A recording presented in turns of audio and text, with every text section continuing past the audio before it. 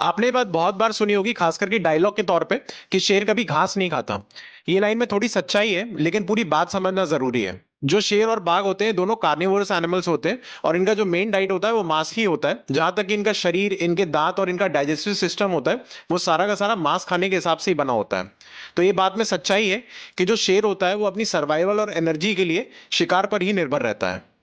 लेकिन जंगल में बहुत सारे forest staff, wild life researcher, even के टूरिस्ट लोगों ने भी बहुत बार बाघ, शेर या अन्य बिग कैट्स को घास खाते हुए या छोटे पौधे खाते हुए देखा हुआ है। ये बिहेवियर रेयर नहीं है, और इसका मांस खाने से कोई लेना देना भी नहीं है। अगर साइंस के हिसाब से बात करें तो ये जो कार्निवोरस एनिमल्स होते हैं, जैसे कि टाइगर्स, लेपर्ड्स, लायंस, वुल्फ्स, जब ये शिकार करते हैं तो इनके पेट में मांस के साथ साथ कुछ हड्डियां, कुछ बाल और कुछ पैरासाइट्स भी चले जाते हैं जो इजीली डाइजेस्ट नहीं होते। तो घास चबाने से पेट में एक नेचुरल क्लींजिंग प्रोसेस चालू हो जाता है।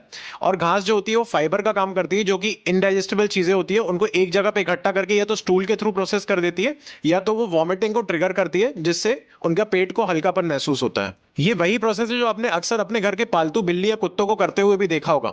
अक्सर इन लोग अपने घर पे जो लगे हुए आसपास के घास होते हैं उनको खाते हैं, और उनको इमिडिएटली वॉमिटिंग हो जाती है। तो नॉर्मली शेर और बाघ में भी यही होता है, बट स्केल थोड़ा सा बड़ा होता है। इसका मतलब ये नहीं है कि शेर अब वेजिटेरियन बन रहा है या तो उसकी डाइट बदल रही है, वो अभी भी 100% कार्निवोर ही है। लेकिन जो ये घास खाना होता है वो उसके लिए एक बायोलॉजिकल टूल है जो उसकी पेट को साफ रखने में मदद करता है।